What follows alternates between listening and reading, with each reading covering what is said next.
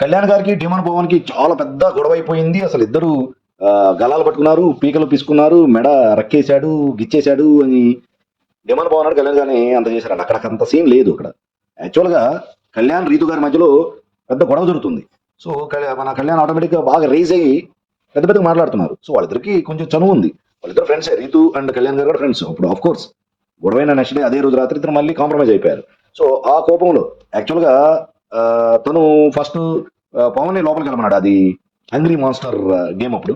So అక్కడ వెళ్లకుండా కొంచెం ట్రిక్ ప్లే చేసినట్టు రీతు గారు మన కళ్యాణ్ గారు ఫీల్ అయ్యారు. At the same time Rithu game వల్ల పవన్ కి ఎఫెక్ట్ అవుతుంది అనేది ఆయన బాధ.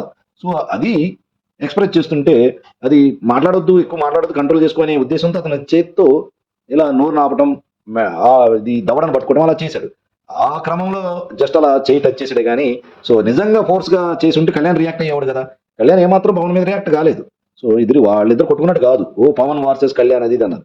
వాళ్ళిద్దరి మధ్యలో అబ్సల్యూట్ గా ఏం గొడవ జరగలేదు.